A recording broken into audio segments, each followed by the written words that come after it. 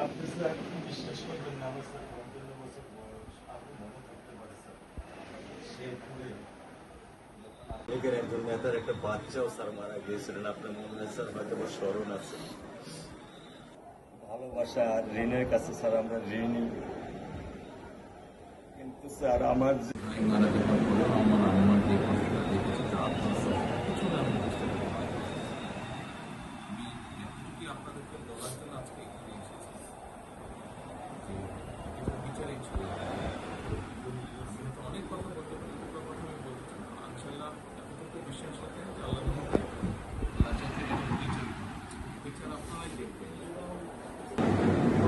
আমি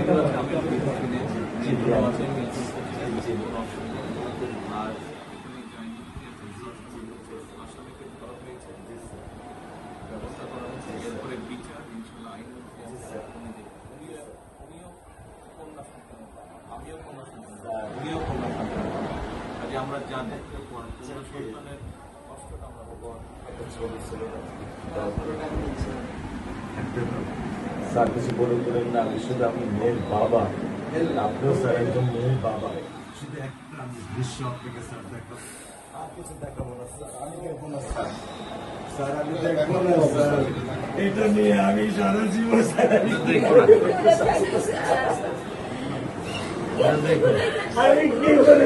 সারা জীবন এই দৃশ্য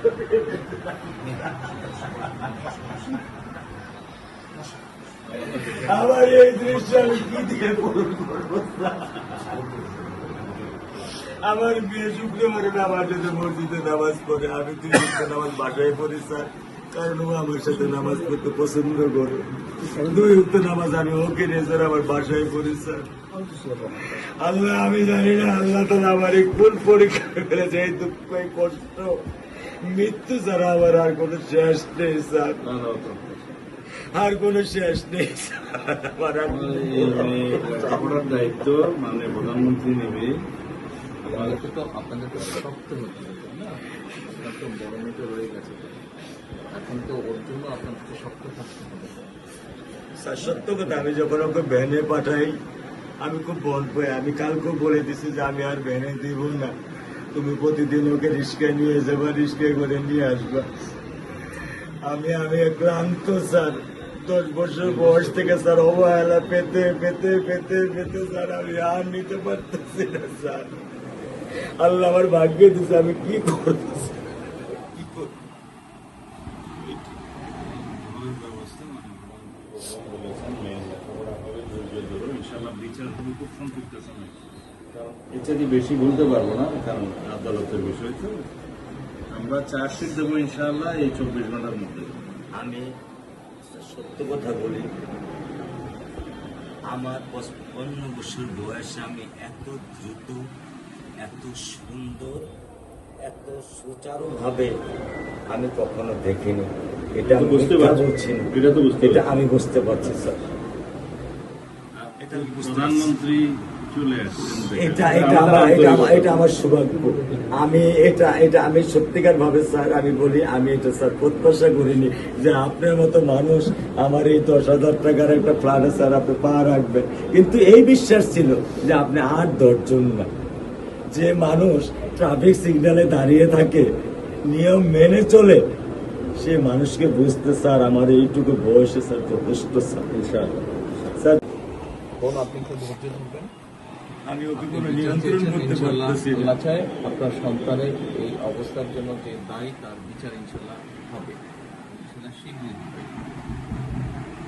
একটু ধৈর্য ধরুন। আর মালিক যে আল্লাহ তাআলা মালিক, ওনার কাছে সাহায্য চাই, ওনার কাছে সাহায্য চাও, আল্লাহ রহম করলে সব কিছু দিতে পারে। মানুষ হিসেবে আমাদের যেটা করার আমরা স্যার মিরপুর 10 নম্বর আইডিয়াল স্কুলে ক্লাস 9 এ পড়েছে। টোটাল ওগুলা নিয়ে চিন্তা করবেন না, ওগুলা ইনশাল্লাহ ব্যবস্থা। আপনি যখন যেহেতু বলেছেন, আপনি আপনার কষ্টের কথা বলেছেন, সেই ব্যাপারে আমরা যেটা আমাদের পক্ষে সম্ভব ইনশাল্লাহ।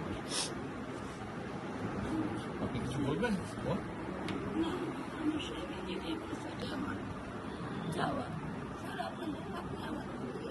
মেহরবানি করে আমাদের খেয়াল রাখবেন, মেহরবানি করে দেন।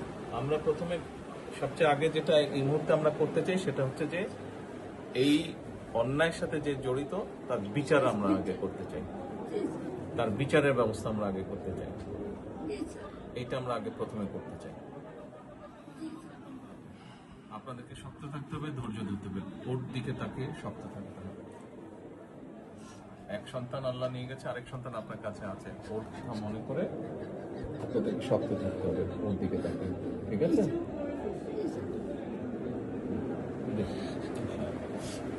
চলে আসছে, হ্যাঁ ভাই, চলে আসছে, আজকে চলবো।